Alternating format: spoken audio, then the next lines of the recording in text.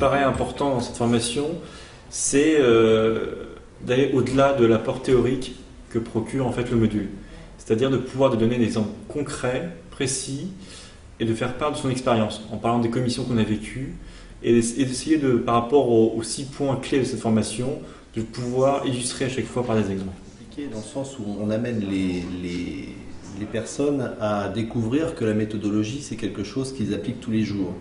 La méthodologie là ne réinvente pas la roue, entre guillemets.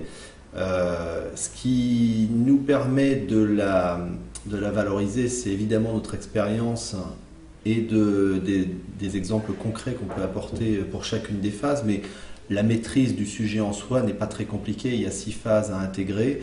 Ce qu'il faut, c'est éviter de se mélanger un peu les pinceaux entre 2 phases, parce que des fois, il y a des petites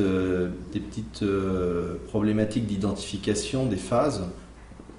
La frontière est parfois assez faible entre 2 phases, donc il faut juste bien intégrer pour chacune des phases l'identité de ces phases. Il faut bien les apprendre, bien les maîtriser, ça c'est clair, mais il n'y a rien de complexe à s'approprier cette formation, aucune difficulté. C'est que dans ce module, donc il y a 6 étapes qui correspondent à la méthodologie jeune chambre, et ça se découpe assez bien. Donc c'est un module où la partition peut se faire assez facilement sans pouvoir empiéter sur l'autre. Donc ça, c'est pas vraiment un souci.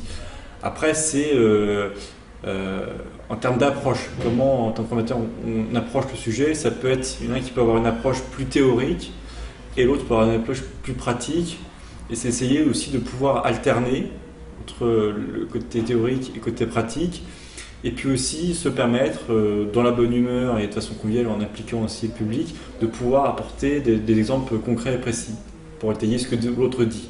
Voilà un peu comment on peut faire de façon complémentaire. Après, c'est l'expérience qui joue, c'est-à-dire l'expérience des formateurs est quand même importante. On peut, je pense, difficilement être formateur d'une formation comme celle-là sans avoir une expérience de direction de commission, de membre de commission, et puis je dirais même de l'organisation d'une jeune chambre, avoir fait partie d'un bureau. Je pense que ça reste un minimum quand même malgré tout pour enrichir cette formation.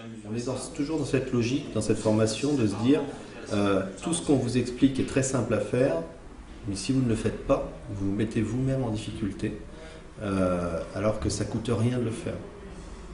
Ouais, et j'ajoute que c'est aussi par rapport au montrant d'exemples très différents de commissions qui sont dans des domaines différents comme économique, culturel, social, c'est de dire on peut faire des actions très différentes, mais la méthode reste la même.